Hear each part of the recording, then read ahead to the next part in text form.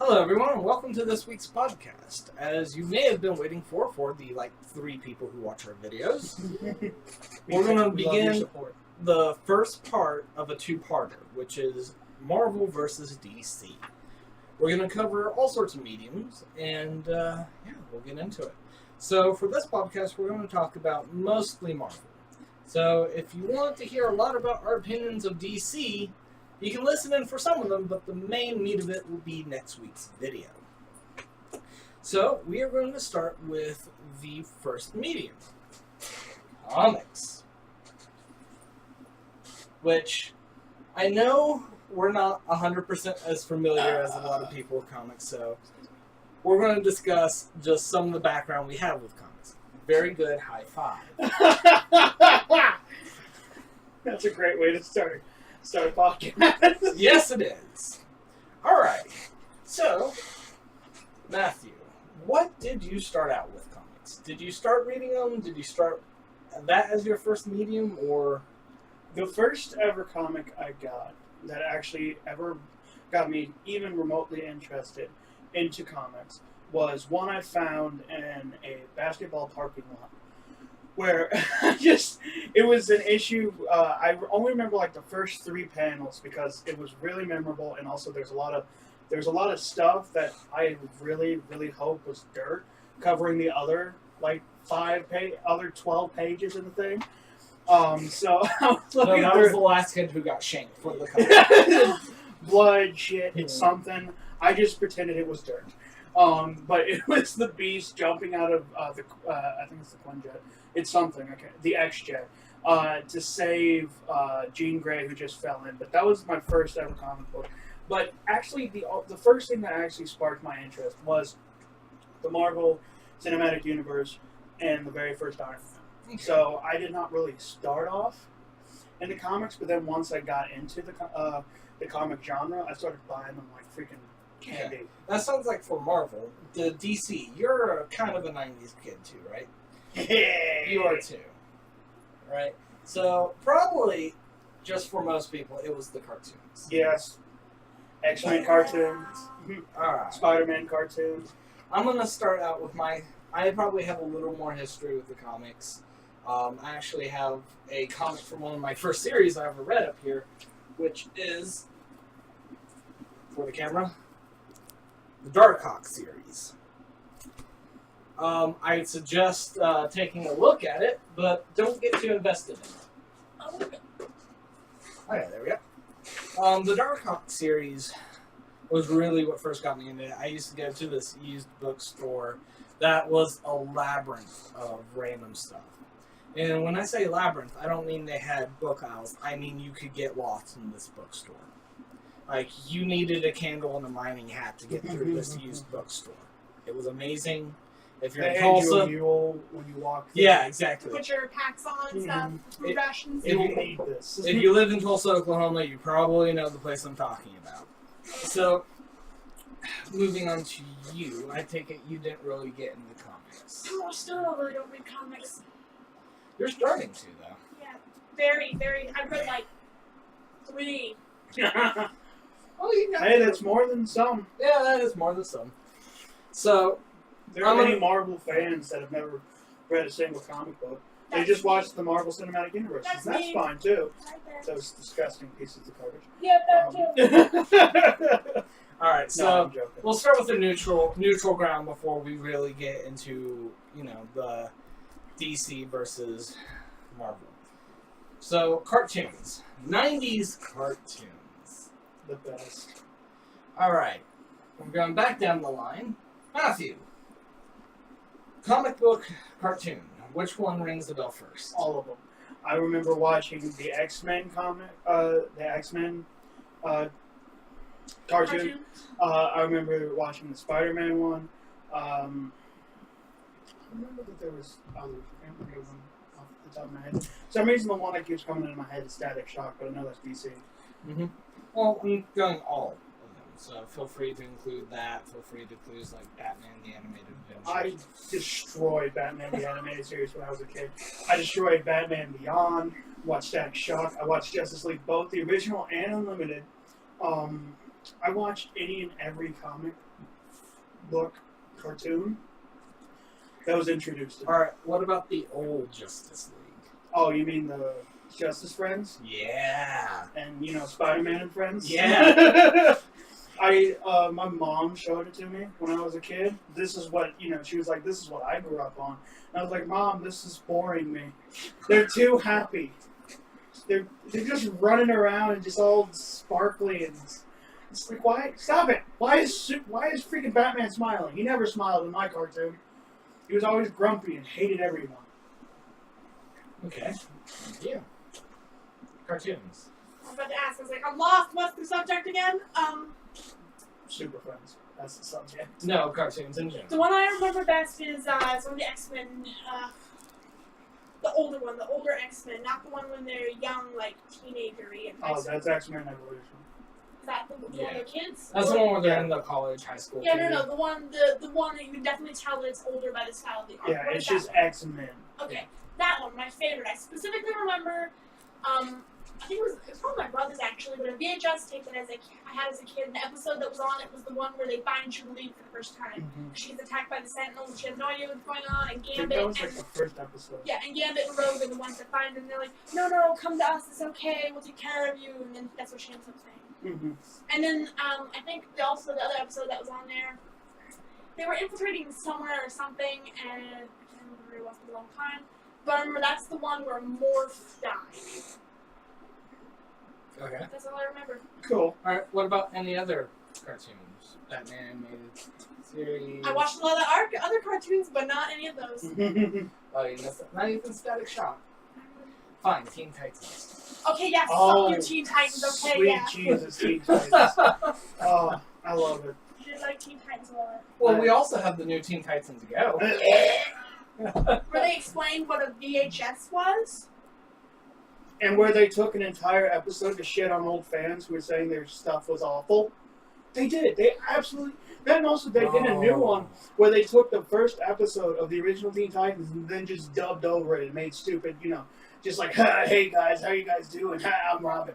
I'm like, this is an actual show. This is what people watch and find entertaining now. That aged me. I was 21 when I first came in, and then I was 52 screaming at kids to get off my lawn. It's like this, I hated it.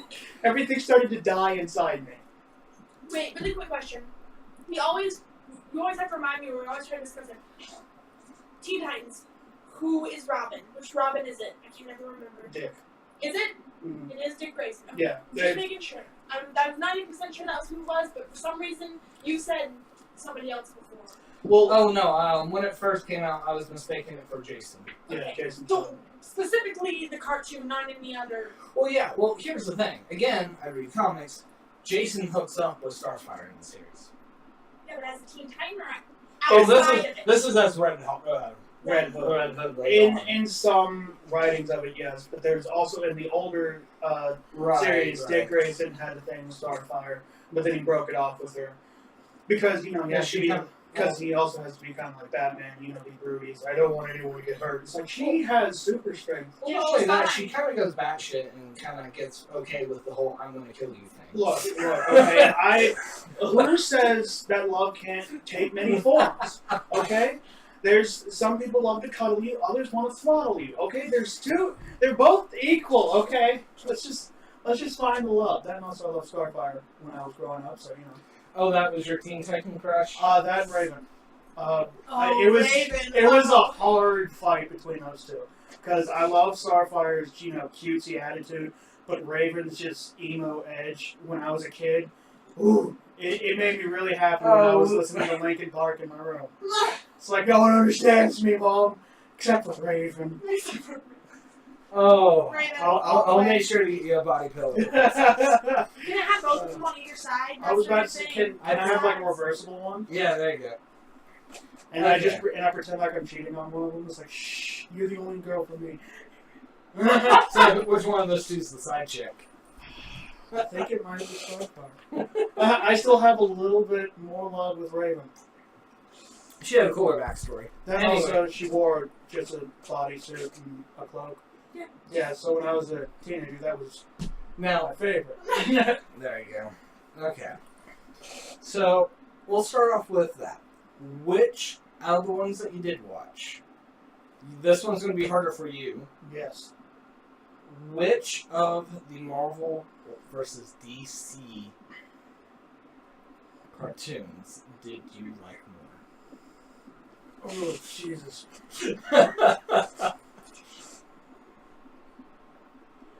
I gotta say Teen Titans. I do have to say DC.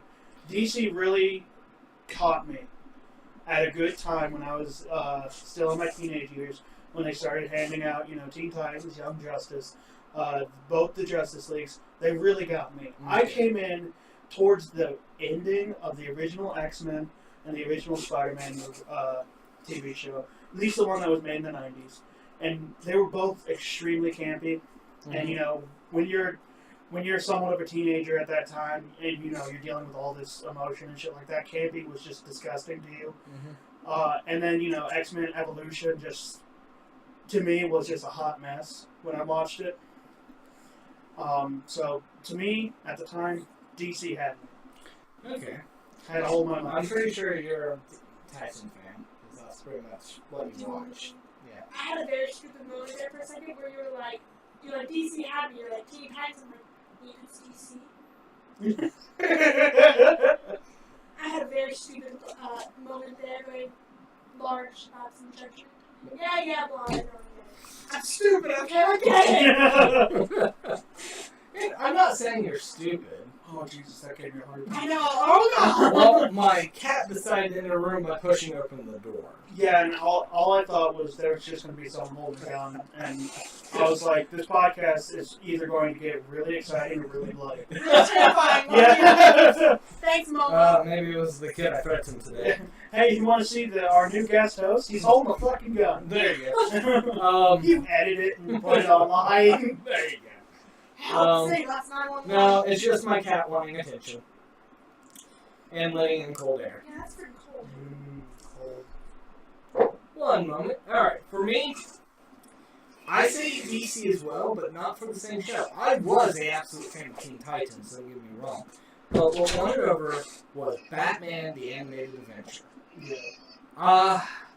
I probably just shows on 27. 21. Well, see, I watched a shit ton of it when I was a little kid, but I didn't remember that much of it until I got older and started watching all of it on the hub. There you go. And I got just so addicted to it. That and Batman Beyond. And I like Batman Beyond, but what made me love the Batman Animated Adventure, besides the invention of Harley Quinn, Let me guess. The Joker. The Joker was amazing. I do admit, but just the fact that it was a cartoon, but it was one of the first ones at the time that was not afraid to pull punch, or not to pull punches. Mm-hmm. Like, people died on that show. Like, straight up. Like, I remember the one episode with the actress who looked like a kid, mm-hmm.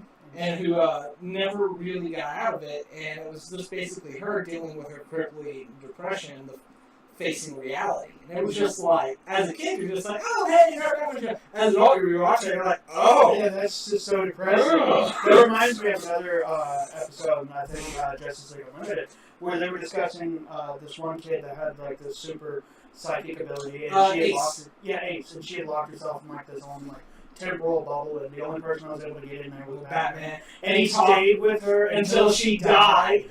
And that ripped me apart. I was like, this is a kid's show. Oh my god. And it wasn't like, they didn't just like vaguely do it. No, like, you were aware of the situation. It was a slow death. She was crying. Could I hold your hand? She didn't want to go. And he came out holding her body. There's no... Do you want to watch two grown men cry? I've already seen one grown man cry. I think I'm good. I don't think I can handle two. Having two is even more depressing. Oh god, that episode is... That's a rough. Yes. But, yeah. DC, as far as cartoons, were always... just had that little edge to me. Not to say I didn't like Marvel cartoons. And I'm out of touch with today's cartoons, so, But I do think Marvel is making more cartoons they are nowadays. like Ultimate Spider-Man. Yeah, and now was interesting. Yeah, and then that's now dead.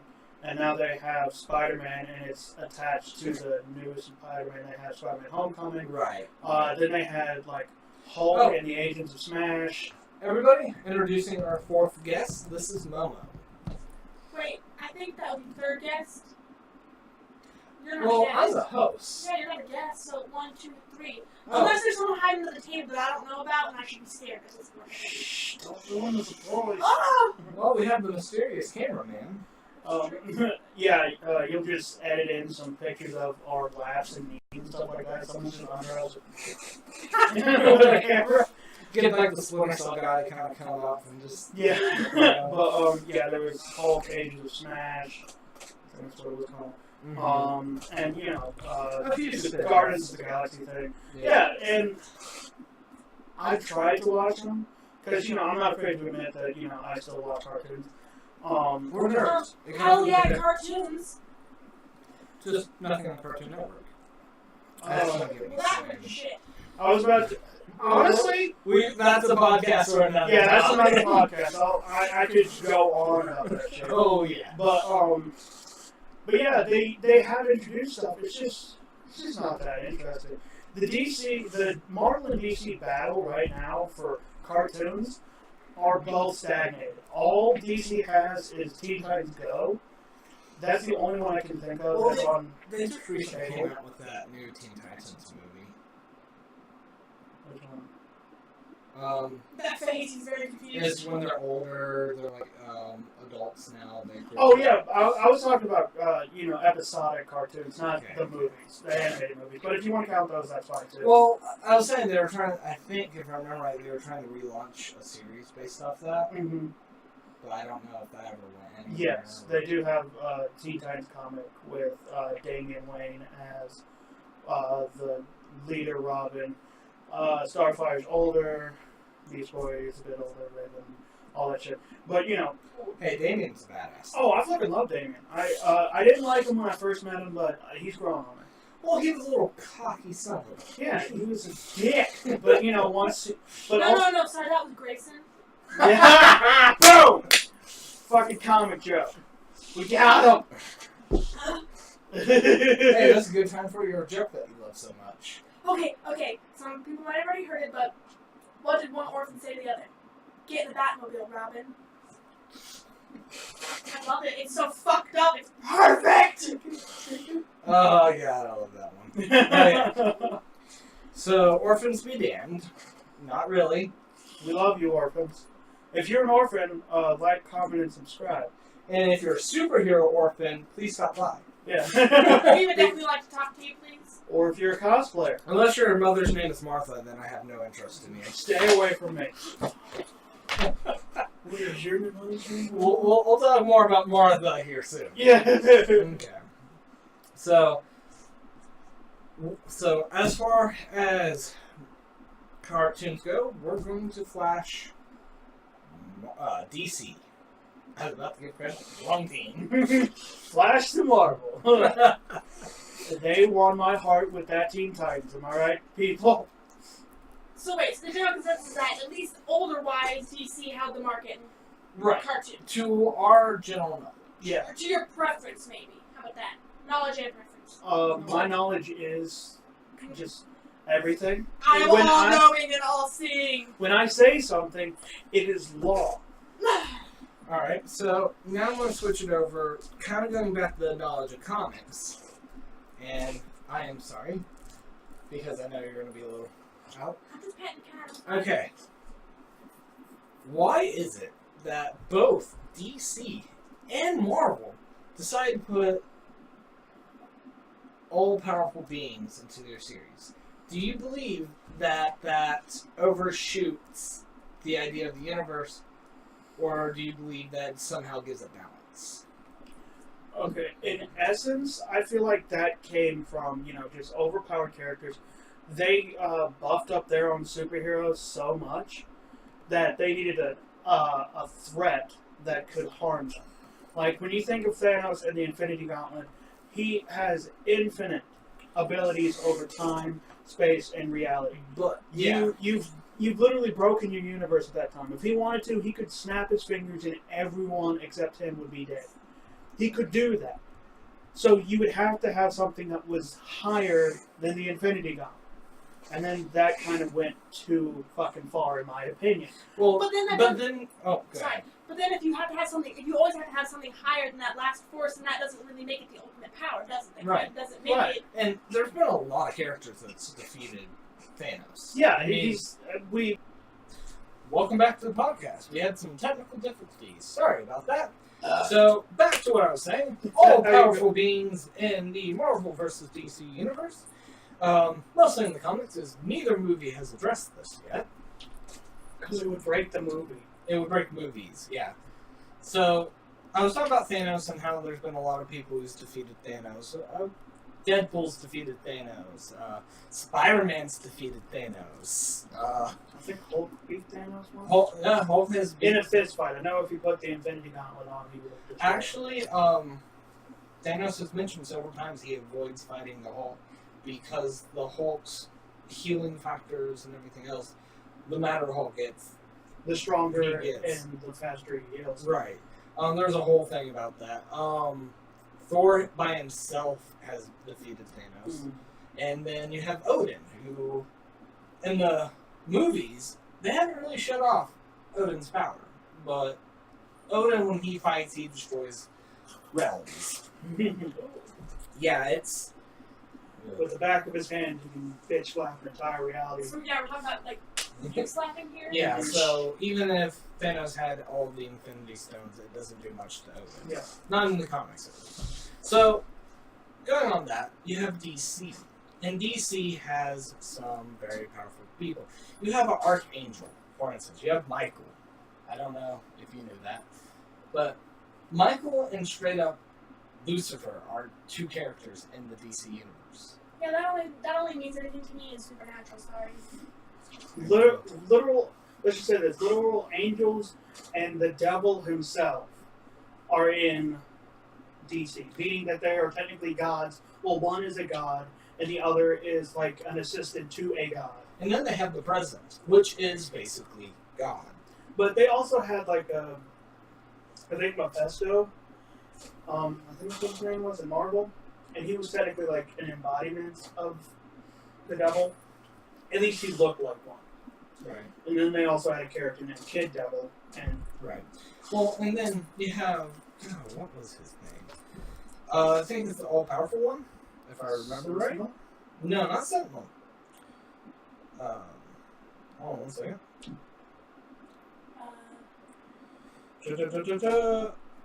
One Above All. My bad. His name was One Above All. And he is literally God. He has no physical form as far as I have read or seen about him. And he has his own realm. And he has influenced many characters in the Marvel Universe. Mm-hmm. There was one thing where he showed up as a homeless man to talk to Peter Parker about his dying aunt. So both Marvel versus DC have all-powerful characters. You have Century Marvel, which that was another one who could defeat Thanos, could rip him in two.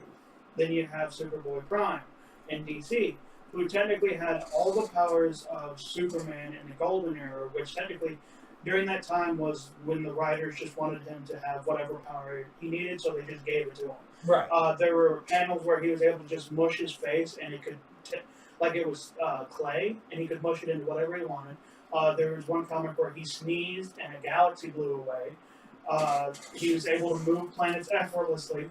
So this shit happened before the Bronze Age today, where they actually dumbed his powers down. So people that say Superman's overpowered, God help you if you go into the comics. You will hate this character more and more the more you go back. And Superboy Prime technically had all the abilities of the Golden Age Superman. He wore a kryptonite suit that allowed him to be completely negated from kryptonite in any forms. And the only way he was able to be defeated was they had to go to another dimension, get another Golden Age Superman to beat the shit out of him, and fuse him into the dimensional walls that separate all dimensions. So he could never touch anyone again. That was it. That was the only That's way some that Doctor they could Who logic. Right? Did someone else fart or was that the cat? I did. God damn it. Thank you for farting and then getting on my lap. I mean, what are It you was just supposed her to way of saying she loves you. I love you too. So yeah. Do you feel that, I'm going to talk about the movies for just a second. Do you feel that either of the movies are even going to touch any of those subjects? If they're smart, no. Okay. If they're smart, because the second you go into, world destroyers, or universe destroyers, or dimension destroyers, you lose scope. There's a reason why in every alien movie it says they're going to destroy the world. They don't say they're going to destroy the galaxy, because you can't really, as a human being, as an audience member, you can't fathom the entire galaxy exploding. But you can fathom, your town being blown the fuck up, or your planet. I will counter-argue that, but go ahead. Sorry, wouldn't that also point out one of the cast of characters that they haven't even introduced and stuff? Right. Yeah. And I think it's a big thing about how they've been doing it so far. You get backstory, you learn to love these characters, you know who they are. Right. So you're just suddenly In Marvel. in Marvel. And you're to suddenly just introduce a new character to help see this all-powerful being. They'd be like, oh well, I have to. Fantastic Four. Wonder Woman. Yeah, exactly. So you don't relate to this character. So what's the point? Yeah. Hey, come over here, friend. It's like, who the fuck is this? Yeah, Oh, yeah. here's my character stat sheet of all my abilities. Let's go fight Darkseid. It's like, no, that's not how you do characters. But you're going to counter-argue my I was, actually. Alright, we're going to touch movies for just a second, because I really want the movies to kind of be in the argument for part 2. But I feel the Marvel Cinematic Universe has done a well job of slowly introducing the bigger scope. Because you have Guardians of the Galaxy that kind of starts introducing different realms of galaxies. You have 4 that really touches that there are 9 realms. You have, the interactions of the Avengers in the first one, and introducing kind of the idea of the overlord ruler trying to come in and destroy them. Yeah. So I think there is that scope starting to be built, but I think they've been very, very...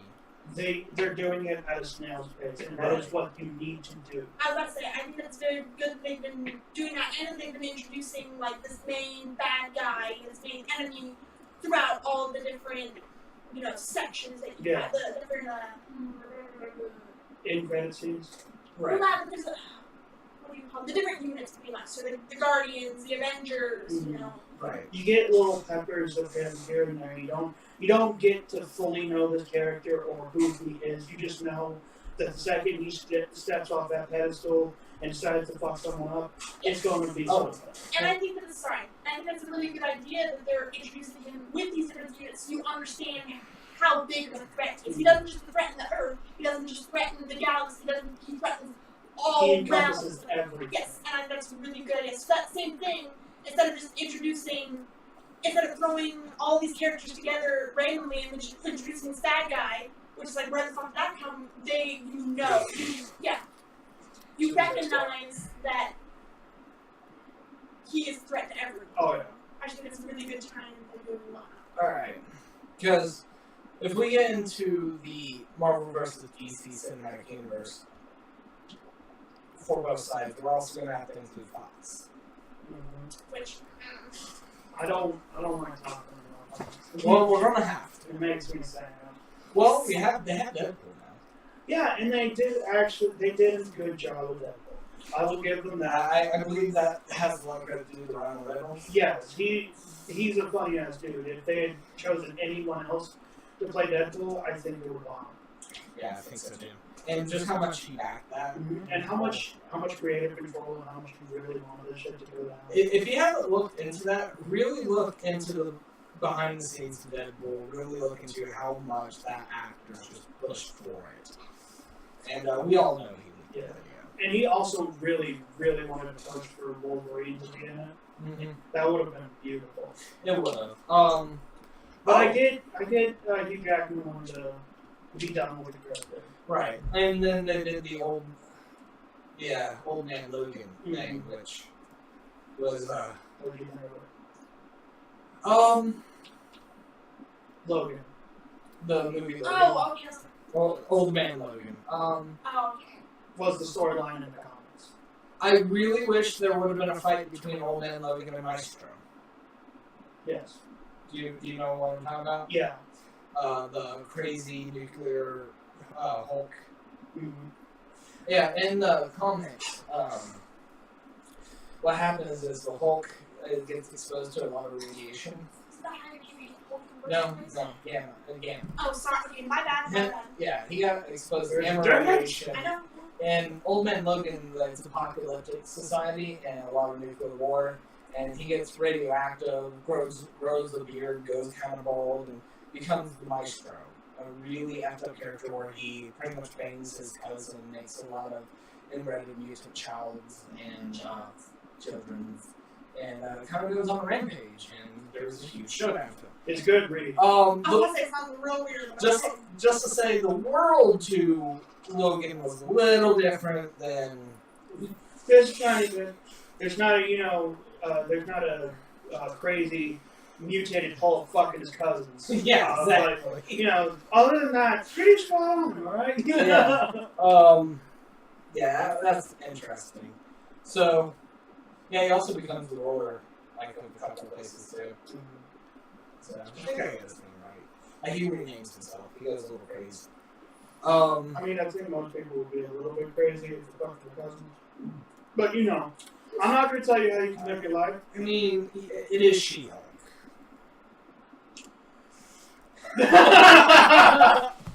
Okay, that was such a... Okay. She-Hulk is very beautiful. Alright. So, touching a little bit back. So, movies...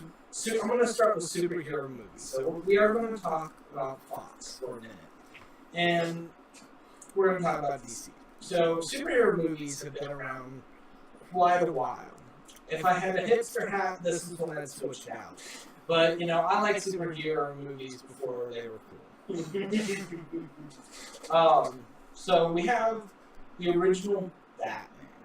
Yeah, the 1987 one? Yeah. So that kind of was really one of the first Batman movies, and it is a classic. And then you had, what was it, Batman Returns? No, that was later. No, that was the... That was the next one. Yeah, then you had Batman Returns with Catwoman and the Penguin. Yeah, that was a really good childhood start. Had all the Tim Burton all over. You could tell. Oh, yeah. Was he responsible for that? Yeah. Yeah. I think the reason that he was brought on, I think he did the first one, right? I don't remember. But I know the second one, the only reason that he really either stayed on or got brought on is because he said, I want to be able to do whatever the fuck I want to do with these characters. I want to be able to direct in my style, do the characters how I want to do them, and I'm like, alright, fuck it. You can do what you want. Hey, they did a good on Catwoman. Yeah. I mean, that scene with the taser was impressionable. Goddamn comics. Damn. You're also. Damn. Go play.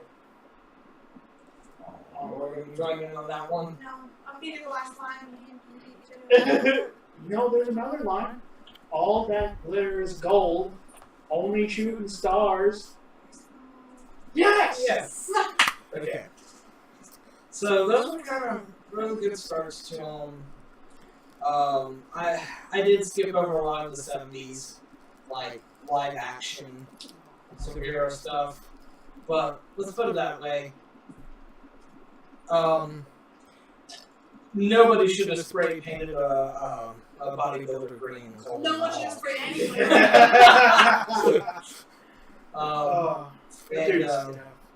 Yeah, and God bless Adam West. Great person. It's the Bat Boogie. I think that's what it's called.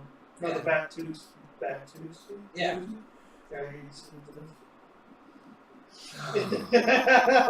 Oh, the drugs. And also, the Joker in the Adam West Batman refused to shave his mustache, so they had to paint over it.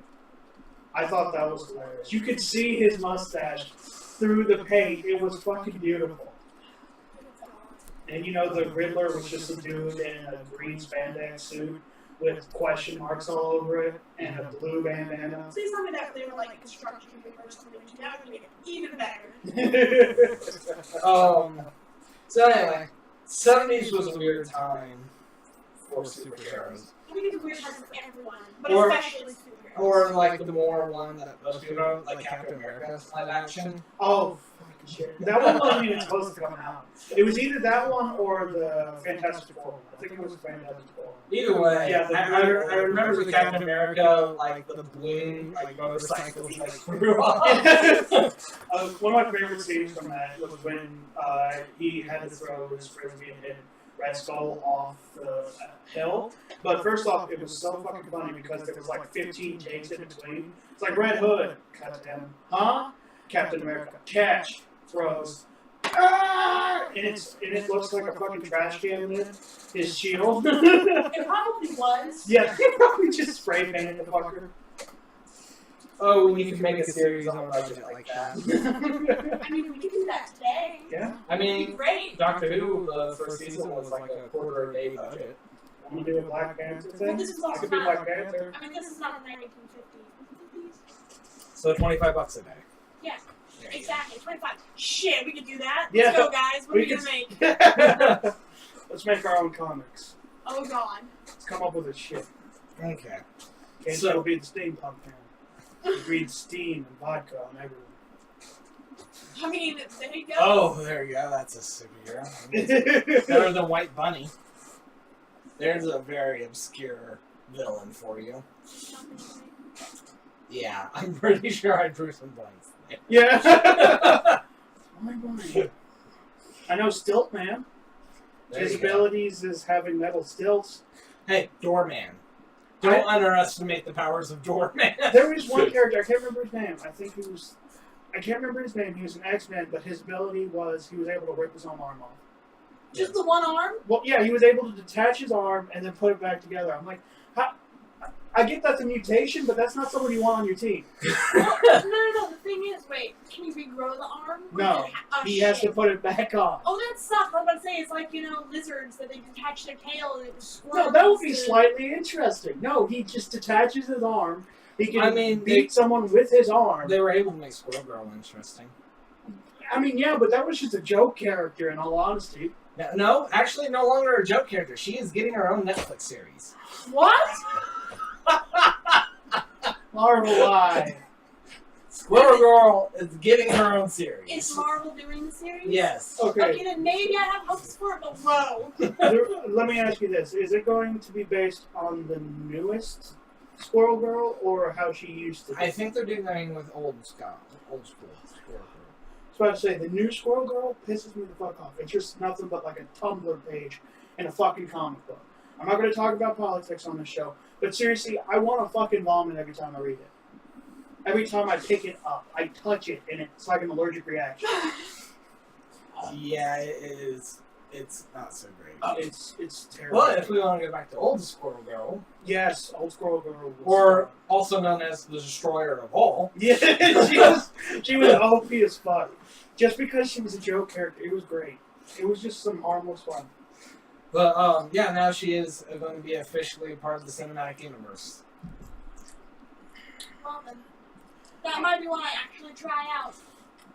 I Have you? haven't tried the new Marvel shows at all. Not a single one. No, but Nope. I might. I've been looking at Agents of Shield maybe, but Here's the thing, I haven't turned it on to it. I have watched a lot of them. I've watched Daredevil season 1 and 2.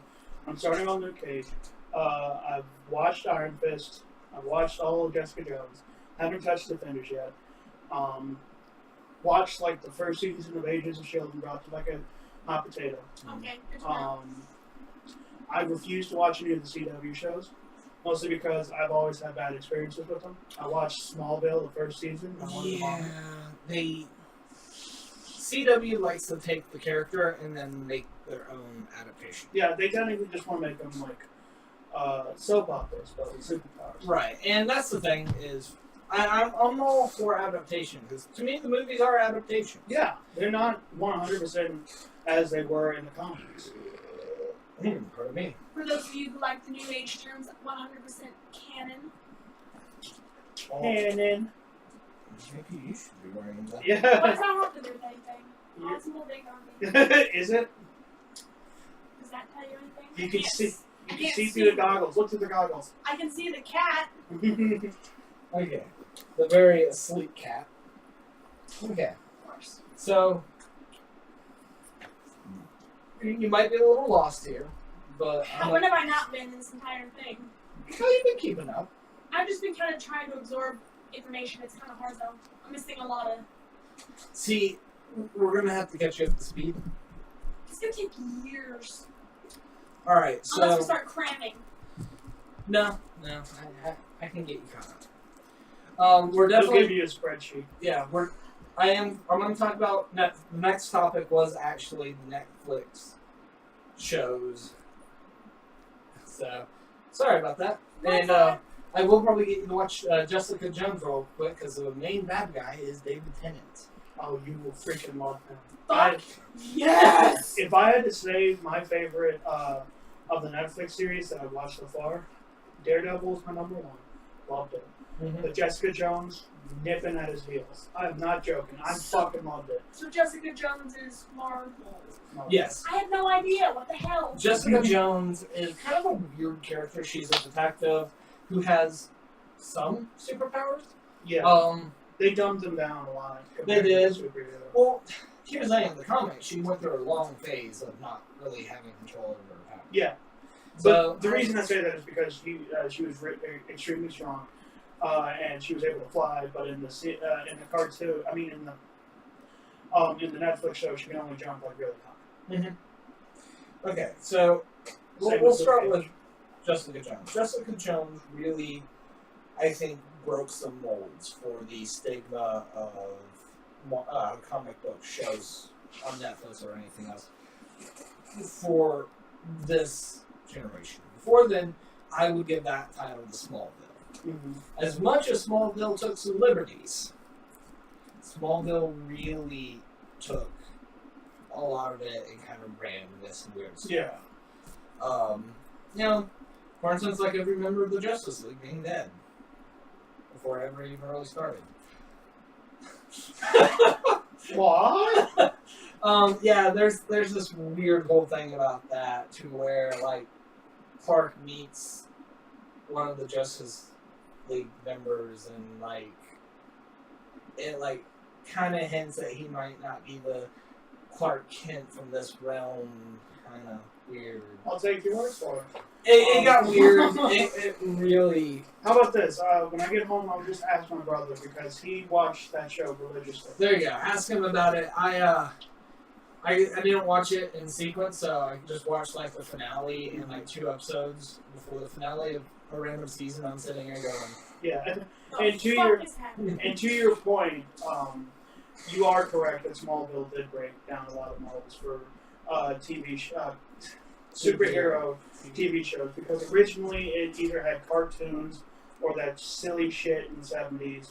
right, So you never really took it seriously because you thought, oh, it's for kids. right, and then AKA comes Smallville. Yeah, where it's more attainable to the older audience. Right, and So it was kind of almost the beginning of superhero shows. Yeah, it bridged the gap. this was before even Fox came out with Fantastic Four. Which was a series at one point. No, Okay, the movie. the movie. The first one that was awful. Right. The second one that was Even worse. even worse.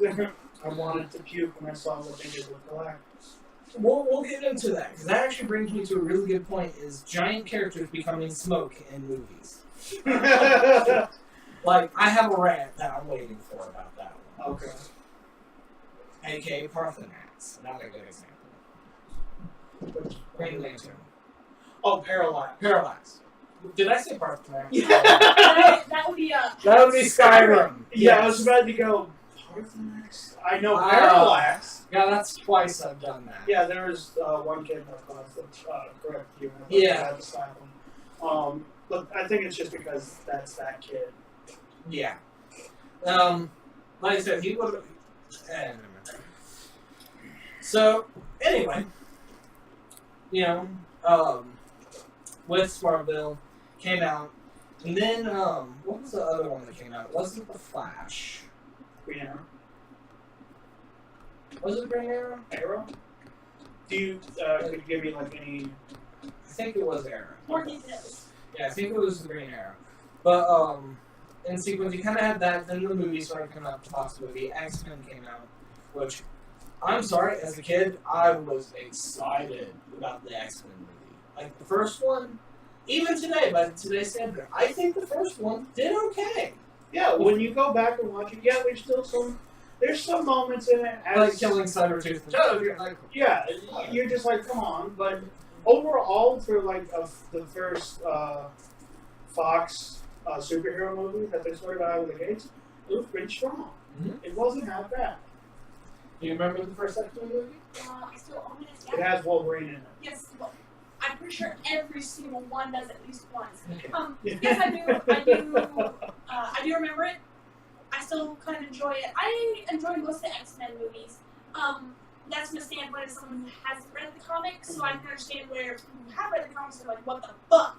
I do have to say, I'm not a big fan of how the X-Men, the Fox X-Men treated Cyclops. I was just about to say the same thing. I don't know a whole lot about him comic-wise, but I do feel like they made him so much douchier than he needed. He was a douche, but also a pussy, too. Yeah. He refused to stand up to Wolverine, even though he was going after his girl.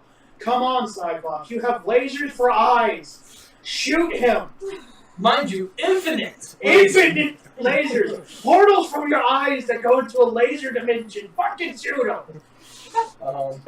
Heal from this. Yeah, exactly. That and also, in the comics, Cyclops was actually a bit of a player.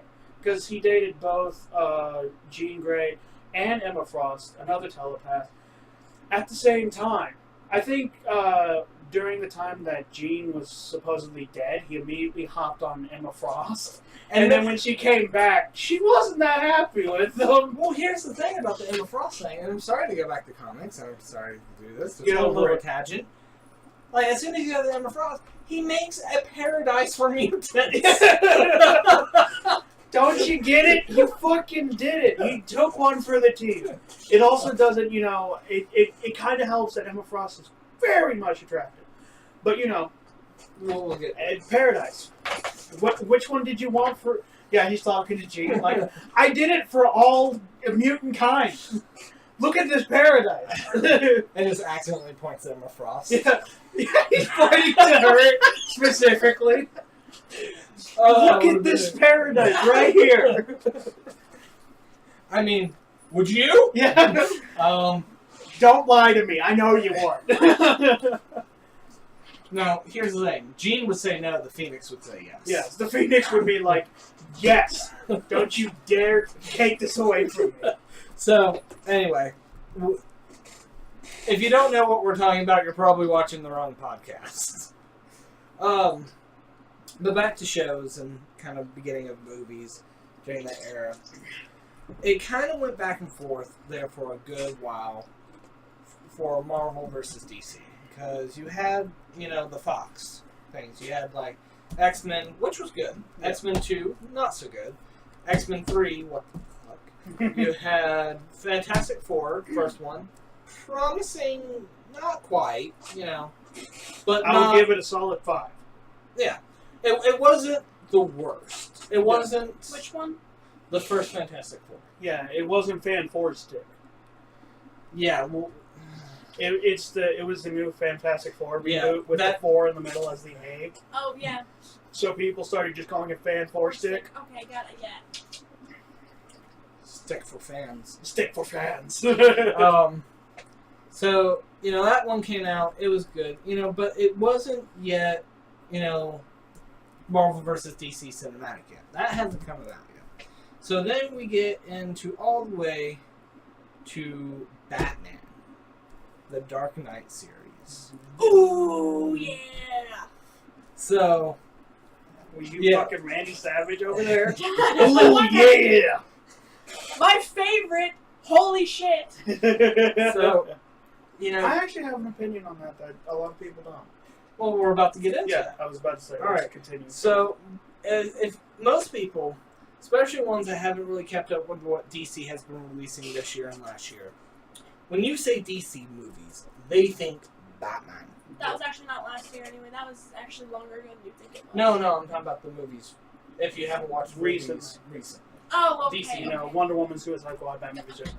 Yeah, if you've missed Batman those, versus Superman. yeah, Batman v Superman. yeah, if you miss those, you think Batman. You think the Dark Knight series. Yeah. Fuck yeah! So then when someone says, oh, DC Cinematic Universe and shit, they'll be like, what about the Dark Knight? Not talking about those. Yeah, Which those were those were technically DC. yeah, they were DC. Yeah, they were under the banner of DC, but they're in their own like little pocket universe. Yeah. Right, and the reason Which is a being, good thing. the reason being is just different studio Yeah. before DC. Different made their own. directors as well. Decided to start doing their movies. So- after that. So you had that Batman, and that really brought superheroes to a more serious tone. Because before that, in the Batman movies, you had nipple suit. Yeah, Batman versus Robin. You Yeah, had the Bat Butt, you had the Bat card. the Bat Card. Bat card. I never leave the home without it. Fucking got freeze puns from fucking Arnold Schwarzenegger over there, painted blue.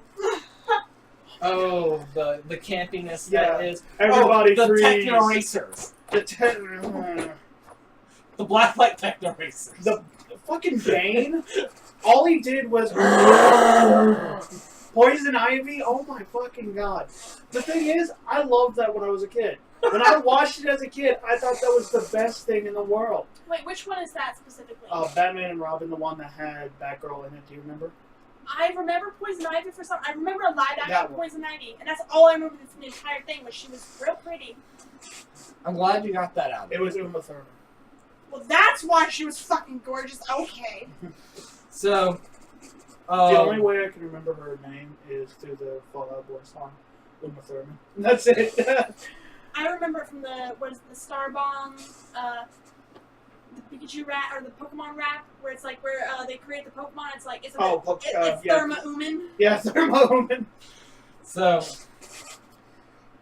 but yeah, you had that piece of shit, which, you know, there was a good span between Batman movies because of that.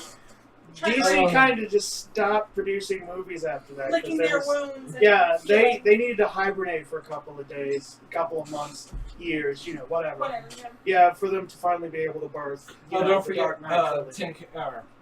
was it Tim? The Riddler, Jim Carrey. Jim Carrey. Thank you. Yeah, that one's They got Batman Jim Forever. Carrey. As the Riddler. And yes. oh god, what's his name? he Oh. plays practically almost like every police chief. Have any of you guys ever watched Volcano? Yeah. The main dude, the main old Yeah, dude. I know. Yeah, you he did was that. Two-Face. Yeah. And I think there was speculation that both of them, both him and Jim Carrey, fucking hated each other. At least he hated Jim Carrey, and Jim Carrey knew that, so he kept showing up to meet him. It was Oh. beautiful. So anyway, that movie just let's before that ever happened. Just, Let's just mark those two movies out of the record. Shove that in the dark. It doesn't make like sense. if we're gonna include that into the Marvel versus DC movie things, that like knocks down DC a few pegs. Unfortunately. It was making good headway, and then those two movies just fell on his face, and it just kept plummeting. Okay, and then you have finally the Batman series. The Batman opened up a lot of doors, in my opinion. The first Batman movie, opinions, go. The Batman Begins. Yeah, Batman Begins. Now this will be my statement over the majority of the trilogy. Great movies. I didn't like them as superhero movies. That's my opinion. Okay. I think that they were really good movies. They're really good detective movies of a detective that dresses up as a bat and beats the shit out of mobs. But I did not see him as Batman. Why is that? Because, in my honest opinion, they took out the one thing in comics that I love.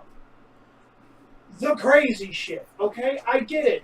You wanted to make it more realistic. I understand that, and that is fine. But you're taking something that is ultimately silly it has silly elements in it, and just throwing 90% of it out. You have the Joker, which was played fantastically. Okay, that's the second movie. Third. Yes. No, second. Sorry. Yeah. Sorry. You have Scarecrow, you have the Joker, and you have Bane. All three of them portrayed well realistically, but in essence, those were the only three characters from his Rose Gallery, except for maybe Two-Face was in it as well. Mm-hmm. But those were the only collective, and Catwoman, that could be played seriously. If they brought Killer Croc into it, if they brought the Penguin, if they did all this other shit, they would have fucked themselves over. Right. And do you think that would have taken away from what they were doing? Yes, it would have taken away. What they did was great for trying to make it a really realistic superhero movie. Realistic and serious. Yeah, realistic and serious, but in essence, I still really enjoy what Marvel does. What Marvel does is it adds that realness to it. It feels like it could be in your world, but it's also slightly mystical. It still has that comic book edge.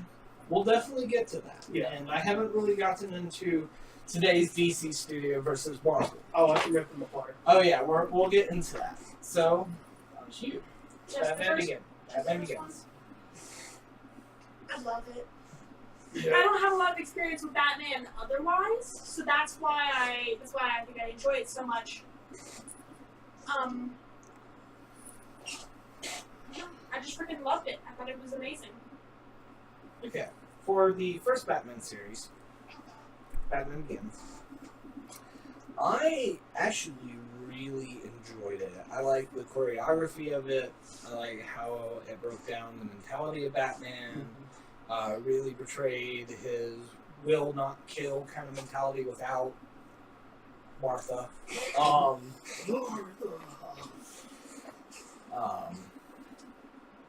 Removing Momo from the picture. I am. Is it refill time? No, but would you like a refill? Yes, I would. Okay.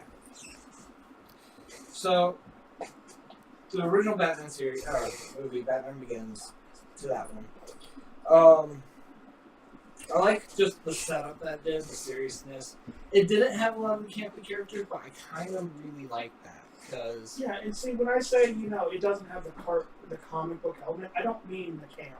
I don't mean you need to go back to the, 70s and get the bat nipples and all that shit. Right. I'm just talking about, it just didn't feel, it felt like a gritty drama with people wearing suits. Well, yeah. Wearing costumes. Well, the comic series that they were basing off it was very like that. Yeah. The Dark Knight series was very dark and gritty. Yeah. And it was meant to be. And once again, I'm not mad at dark and gritty either. You can have a dark and gritty show. It's just there has to be something in there that makes me go, yes, this feels like a comic book movie. Right. Batman, the Dark Knight trilogy, in my opinion, was a great trilogy that had a Batman skin over it. All right. So now we're going to get, as soon as she comes back, into the second one, which is the one with the true Joker. I can fight over that a bit. Oh? Yes. To me, Mark Hamill. Shit. I meant the Joker from the animated series. Okay, the one voiced by Luke Skywalker. Yeah, I can't remember his name. Oh, I'm talking about movies. Yeah, well, movie-wise, yes. He, to me, is the true Joker in yeah. movies. And there's a lot of fans who would argue that with me. I will fight them. Jared Leto's a joke. In my personal opinion. Jared Leto's a joke. The original one in 1987, he was good, but I don't think he fully took on the form of the Joker. Well, it's hard for me, that one. And I still enjoyed him. He was still a good actor. I think he did a good job with what he was given. Did I just hear you say Jared Leto was a joke? Yes.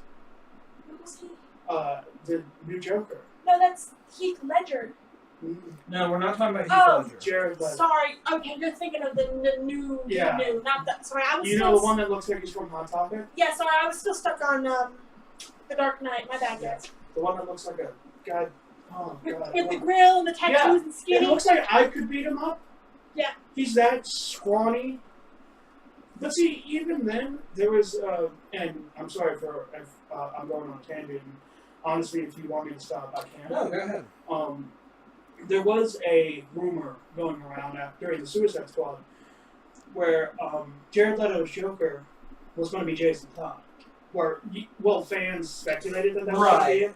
Like whenever one the what if whenever he got turned into the Joker. Yeah, the Joker's son. Yeah, like what one of them said was, Joker either was killed. The one you were thinking of was Jack Nicholson. Jack Nicholson, there we go. Like the original Joker got killed or something like that, and Harley, in a span of grief, stole Jason Todd and made him a Joker. Right. I was like, that's the only way that seems normal, because that's what Harley did all that shit to him. Right. Added the tattoo. She was trying to make her perfect Joker, and the monster just got out of hand. She didn't like that anymore. Right. I thought that would have added more depth to Harley, and it would have added an even more tragic thing with Batman and the Joker. Right. But no, he's just a fucking gangster Joker. Yeah, we'll definitely get into that. Yeah. Pretty soon. Sorry for the tangent. No problem. I like tangents. But see, what I want to get into is Jack Nicholson's idea of the Joker versus Heath Ledger. Or Heath. Yeah. And the thing is, the Joker really is hard to portray because he does have that, joking, haha, here's some teeth, throw it at you. It's type of personality. Laughing gas, all that shit. Just that really big thing, which I think Jack Nicholson got that side of the Joker down pat. Mm-hmm. Now you go to Heath, and he had the dark, minted side that is the Joker. Yeah. It's still kind of joking about all that, but shoves a pencil in someone's eye. Yeah, he looks like at any moment he could just haul off and just bite your ear off or something. Exactly. Yeah, he looks like it's just a We're talking ball about of chaos. the Joker, Heath Ledger versus the old Jack Nicholson. Which In I 1987. don't have any experience with Jack Nicholson being the Joker. Which, having experienced his role in The Shining, I feel like he'd do a good Joker. Like I said, don't really know. I think one of the things I really like about Heath Ledger, though, is that he kind of gave into the impression that the Joker was kind of just crazy and evil to be that way. He didn't have a purpose for being He's insane. the embodiment of chaos. Yeah, He just is that way because he is. Like, one of the big things, I think is because you can, a lot of things these days you can sympathize with Villains. With villains, yeah, and people make it that way, so you can't even understand why they are that way. One of the big things with Heath Ledger's Joker is that he kept changing his backstory as to why he got the scars. Mm-hmm. So you don't really know what the real reason is for him specifically. Which I just think is a big thing about, he's just evil and crazy because he is. You're not supposed to sympathize with him, you're not supposed to understand. Right. And that's what I love about the Joker, is if you go through any of his origin stories, he has multiple of them. He doesn't know which one is his true origin story. Yeah, and I think in the book you have up there. Yeah, the Killing Joke. Yeah, he talked about being this character named the Red Hood. He was, Technically he was. Yeah. But, I think either in that book or in another book I read, he said, I've told this story so many times I can't even remember which one is real. Yeah. So, he's sitting there, because that's this is the one where he had, a wife and kid, and it was, the hard worker. Yeah. And Shane got a bad deal. Yeah, oh, shucks. And, Batman accidentally got me to trip into that vat of chemicals, and it bleached my face and my mind, and, all that shit. And that was interesting, but then you sit there and go, is this even real?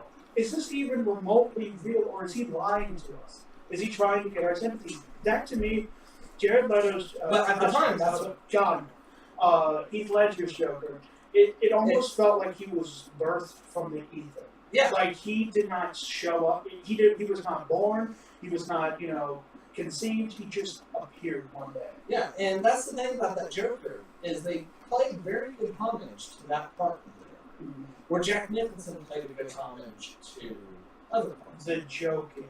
The joking. Yeah, the bit. And then the Jared Leto one paid homage to the piece of shit, to a literal piece of shit that I want to go away forever. So we already know what your opinion on that one is. It's awful. Just putting this out here. It's a piece of shit. But I feel like if they had taken those two, Heath Ledger and Jack Nicholson, and like put them together, I think they would have had a perfect one. Oh wait, they do. Mark Hamill as the Joker in Batman animated series. There you go. Watch the Batman animated series. It's gorgeous. Luke Skywalker, if you would dub over the voice of the next Joker, that would be great. If you could dub over just my life, that would also be great as the Joker. Off topic slightly. If you could have one person narrate your life, who would it be? That's a toss up. That's a three-way toss up for me. Darth Vader, Morgan Freeman, or Luke Skywalker as Joker. How about you? Liam Neeson. He's got that really nice, deep voice, and that's what I look for. Mine would be Sean Connery or David Tennant. I can't remember what he Like, and not, Taken. Oh, there we go. and not David Tennant. Wait, wasn't Liam Neeson was also, Why don't you? well, yeah, wasn't he also, it ties in, I swear, dark guy, Beth Nugent, he was Ra's al Ghul. Yes. Yes. Bam, tie in right there. Boom. Yeah, and when I say David Tennant, I mean like his actual Scottish accent, not his British. accent. Pretending to be British, pretending to be Scottish. Yes. That one episode, yeah. Yeah. I can see this deep voice of Liam Neeson narrating life of this seemingly sweet and innocent girl. Just this deep voice, just narrating over top of her. That'd be great. Little know what the burning deep inferno that's inside this young lady until it finally implodes at school, at work, when she accidentally burns her finger. Oh my Shit, goddamn, just fucking cursing. She chews her cereal methodically as she thinks of today's chores and how much of a nagging. yeah. Sorry, I got off topic. I'm in the mood where I just had to ask. We're on Batman still. So, DC kind of has done well with that market, except for the third Batman movie. Let's talk about Lovesick Bane. See, for realistic betrayal, as a realistic portrayal of Bane, they couldn't have really gone anywhere else. Because there's only been two, versions of Bane. It's either the ungodly comical one in Batman and Robin, or... No, wait. Batman and Robin was the one with Two-Face and Riddler. No, you had it right. But, or the one in The Dark Knight Rises. I feel like, in essence, if they didn't want to touch the toxin or any of that shit, a big muscle-bound dude who is smart, because he is in the comics. He is. I get it. I get why some people don't like him. I don't like him, and I'll explain why. Of course. I loved him during the first half of the movie. Mm-hmm. Smart, methodical, strong, powerful. Everything done with us was great. Because that was the essence of Bane. Yeah. Is when they tried to tie him in with the League of Shadows. That's when things started going, that's not Bane now. That's no longer his backstory. In fact, Bane is Spanish. Yeah, he's a conquistador. I'm joking. But he was born in a Spanish prison. Right, and he's definitely a don't with me kind of person. And that was the thing, is he didn't need the help of anybody. Right. The whole idea that he would need help from Talia is almost ridiculous. Mm-hmm. So just as a comic fanboy, that was just, it lost it for me at that point, because you took someone who was strong, who is pretty much a fan favorite in Batman comics, and just turned him into a lovesick puppy. Yeah, and that I feel like they did that in essence just to get a twist like, hey, that was Talia al Ghul, and he's not actually the bad guy, it's Talia, and he's just a lapdog. And I'm like, yeah, but you just defanged one of the most physically imposing characters you had in this trilogy. Yeah. Because in the very first two ones, none of them could hold a candle to Batman physically. Right. It was mental. Right. They could trick him or something like that. But this guy could outsmart Batman. He outsmarted him and beat the shit out of him. Exactly. He was the only one that could truly break the bat physically. You have?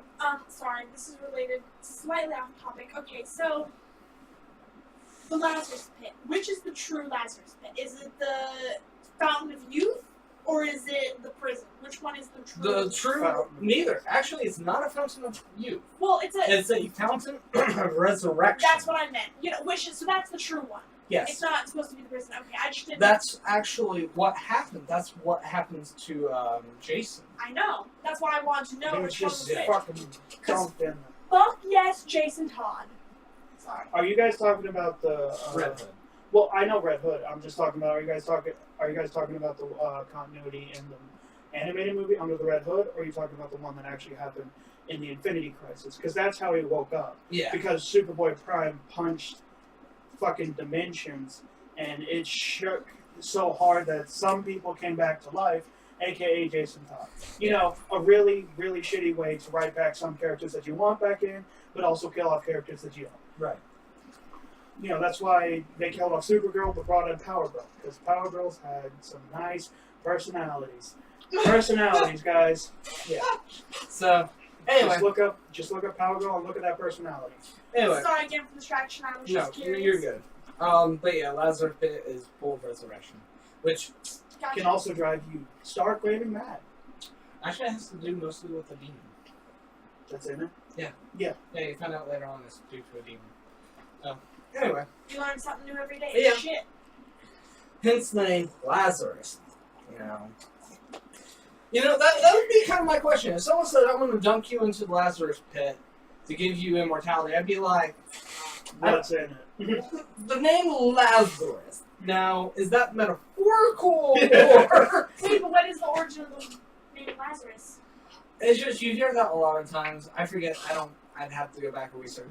But, the Lazarus Effect, the movie that came out, it just always has to do with someone dying, coming back, and being possessed by a demon when they come back. In essence, if someone told me that I can make you immortal, or I can bring you back multiple times, I'd be like, okay, but what goes with it? Like, there's a butt there. There's a that sounds like an infomercial. Yeah. And they're more like shaking weight. Yeah. Or, like, when you take your pills, you have to wait. You're looking at a commercial for a pill, and you're waiting for the side effects to come Yeah, on. exactly. Yeah, you're just sitting there like, okay, what's going to come after that? So there's your sell pitch, now give me the liabilities. Yeah. Okay, if we dunk you in this, there's a slight, maybe small chance that you might go criminally insane. It's like, how small of a chance are we talking about? Right. 2%, 5%, or like 50%? Right. No! and the chance gets a little higher each time you use it. Just roll that dice. Which you have to use it every 100 years. So, Yeah, but you get to live for a couple hundred years, ain't that good? It's like, yeah, but half of that might be me being insane. Your chances of insanity increase the more I use it. Like, I want to know the fine print like here. around the 5%. So anyway. Just 5%. 5% every time you use it. 5% marks out pretty high after a while. After 50 especially. Shit. So if you ever want to look in Ra's al Ghul and what he's insane, now you know why. So yeah, you have the Batman series. I didn't like the Lovesick Bane.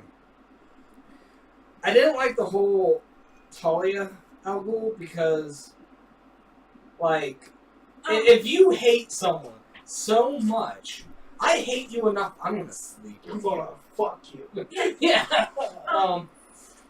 And obviously not that they continue that trilogy or anything, but she's the mother of Damien. Damien in the comics series. Which, okay, we didn't see a dead body, which, if you don't see a dead body, they're not dead. You can't double attack them, they're not dead. So... Yeah, that's always something in movies. Yeah, if you don't see them die... So technically there's still a chance for Damien to be born. That's another thing. I was like, but then Damien, if she's dead, there's no chance. Yeah, but also that trilogy's over, so it doesn't even matter. Yeah. True, but still, So, that was something that really now we bothered have me. Ben Affleck.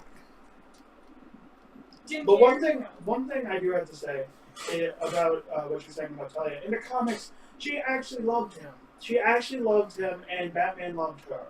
The only thing separating the two is just he didn't want to kill people. Yeah, and if he wanted to kill people, like Ben Affleck's one, if Talia got with Ben Affleck right now, the Ben Affleck Batman, fucking make it rain. There you go, yeah. Batman has an entire army of the League of Shadows, and he also has a hot-ass girlfriend. Freaking win-win, and you get a badass son too.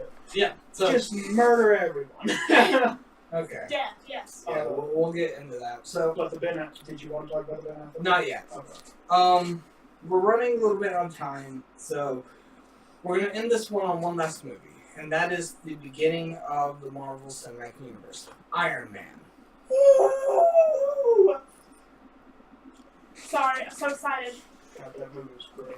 All right. Loved it. All right. So, up to this point, comic book or movies kind of was leaning towards DC because Fox kind of dropped the ball on a couple. They were kind of campy. You had Fantastic Four, Silver Surfer movie, which was promising, but not really that great. Ghost Rider. Ghost Rider series, first one promising, second one giant dump. So you kind of had a few ones which were kind of starting to go good, but then DC came out, or then Marvel truly came out. I was talking about DC there for a second. I lost track. Let me start over. So DC came out with the Batman trilogy, which really set off good ratings to Superman movies. I mean, DC. superheroes. Yeah. The Superman movies during that time were also kind of coming out. Not that great. They really were not. What was it, Superman Returns? Yeah, that was Was that the one where he caught the airplane? yes. Alright, that one was just a 2-hour soap opera. Yeah, it was technically going off of the old Superman movies back in the 70s. Right. Yeah, where he went up into space to find the new Krypton, but in Superman Return he comes back and realizes that, yeah, that was a fucking lie. So I wasted a couple years of my life. Fantastic. Yeah, in Superman Returns, there really wasn't enough to really call it a good superhero movie. No. That was someone wanting to show off their writing skills with Superman.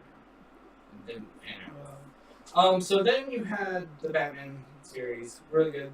Then finally the first breakthrough of what people felt like was a true good adaptation of a comic book hero, and that would be Iron Man. Which I was surprised. Yeah.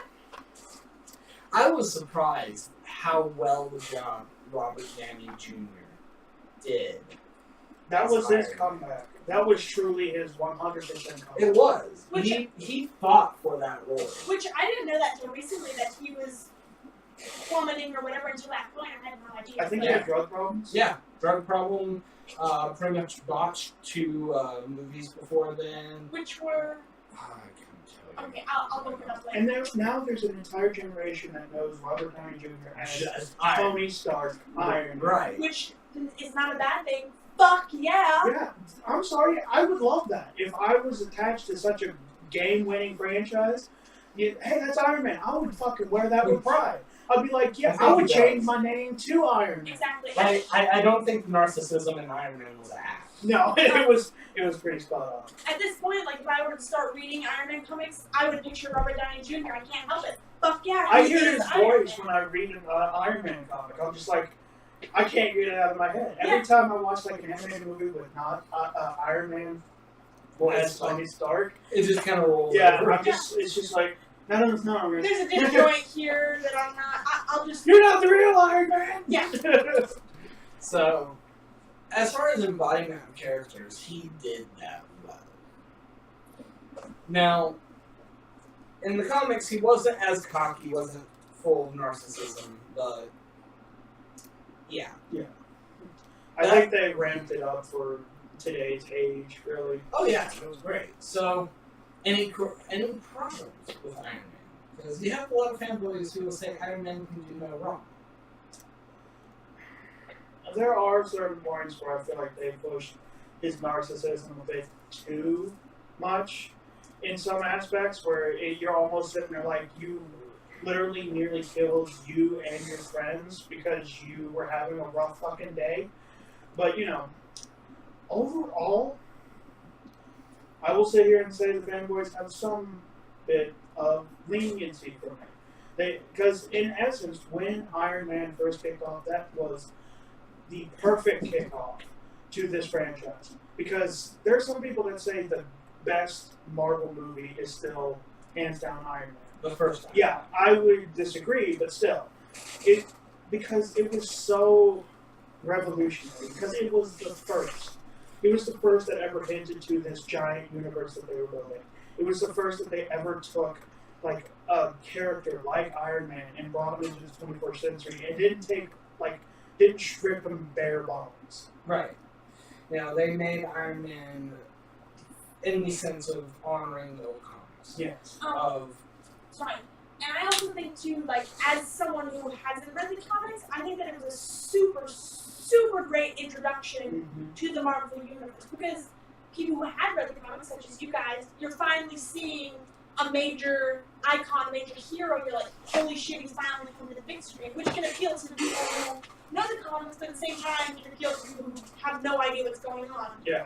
And they're making a likable character, and you're getting into it, and you're like, okay, I'm so excited to see where this goes. So I think that was a very good, like, it was just such a great starting point for previous fans and new fans alike. Okay.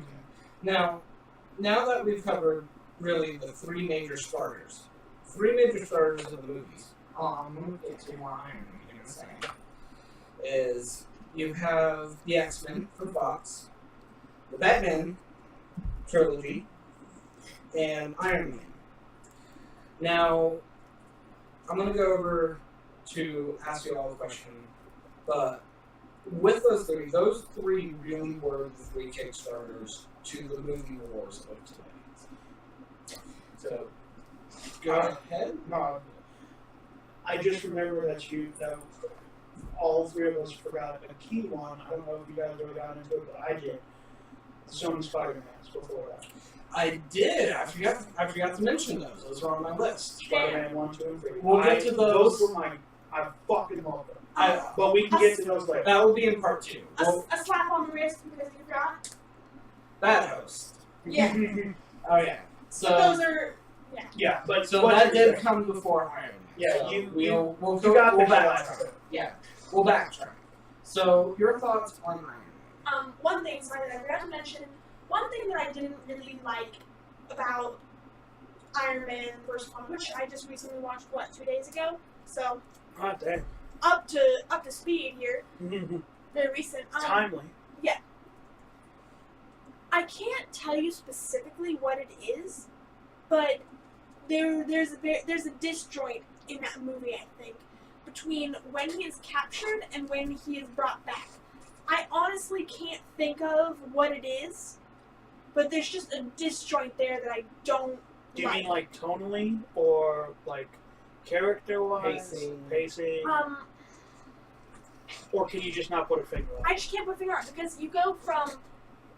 I love how quickly they get into it. They especially I was talking to him the other day about how quickly they humanize the soldiers, how quickly they're humanized and how quickly you fall in love with them, and then they kill them instantly. So I feel that they get that shock value very well in the beginning of it, and then you had his imprisonment, and you're like, holy shit, this is awful and terrible, and then all of a sudden, bam, He's Iron Man. he goes back as Iron Man. I'm guessing that's more of a tone shift. Yes, that's there we go. Yeah. In essence, I get what you're saying. I get that. And I understand that they I only could feel have, that. Yeah, and I understand they only have so much time, Yeah. an hour and 30 minutes for this, but at the same time, that's the huge thing that I don't like, is that it was just so quickly, wham, bam, one the other, and I'm like, there's just this disjoint there. I think if they had a scene where Tony was by himself, and he was pondering over everything that happened, and shit like that. More or less, you could still see that he was still struggling with it because he immediately was like, I need to go back there and fuck these people up for A, what they're doing, and B, for stealing my tech. Yeah. He immediately, canceled the weapons part of his entire place. So it showed that he was being affected, but I feel like just that one moment of this, cocky playboy just sitting, staring out a window or a wall, and he just looks so defeated. Yeah. But then, the second, like Pepper could walk in and then he immediately snaps out of it and tries to be playful and jokey. So it shows that there is something that affected him. Yeah, there's the And that warring did- in him or yeah, something. And Yeah. that did continue on through the Yeah, and Yeah. when you watch multiple other ones, you get to see. Honestly, Tony Stark in this Marvel Cinematic Universe is the most humanized out of them all, in my opinion, at least, because you see him start to crumble in a lot of these movies, and especially in the last Civil War. yes. Yeah. Oh, I felt so bad for him, even though I was rooting for Captain America and Bucky to get But out. when the woman Yeah. corners him and she's like, "That was my son," and you're just like, "Oh shit." Yeah, you man. would sit there and I'm like, I would feel the same goddamn way if someone did that to me. But yeah, I just want to point that out. And you notice his narcissism just slowly starts dropping Yeah. too. You know, long tangent that we just had. I just wanted to point that out. That was one of the things about the movie that it was so jarring that between one and the other. And I was like, they could have done a little more, but I understand the time restraint and all that. Whatever. Right. And I feel that Iron Man was a good kickoff to Phase 1 of Marvel's plan, which will be in next episode. So next episode, we're going to go over the Marvel phases and the Spider-Man. I'm going to start out with Spider-Man. Spider-Man, because I totally missed over Fox's Glory Child, which was Sony. Was it only Sony? I thought Fox had a head. It was Sony had Spider-Man, Fox had X-Men, and Right. Fantastic Four. Okay, it was Sony. Okay. Yeah, you're right. So we're going to go over Sony. Which, has they made any other superhero movie? Okay. I don't think so. If people in the comments, I do correct think me they- if I'm wrong. We'll do our research between Well, now and yeah, then. we you will. know. Like I said, I swore they teamed up with Fox for a couple things. I mean, they could have. I had it. I had it in my head. I just know most of these people are money grubbing, and they didn't want to share anything until Sony's Amazing Spider-Man 1 and 2 bombed so hard Yeah. that they kind of had to do joint custody with Marvel, because they still kind of have the rights to Spider-Man and his Rose Gallery, but they also said, Marvel, you guys can use them, but you can't use any of the storylines of ours. And they're like, oh yeah, because we were totally going to use, the Because Amazing those were so Spider-Man great, 2. yeah. Yeah. Which, I might be cynical that I actually like those, but I have my reasons. The first one. Anyway. But, we'll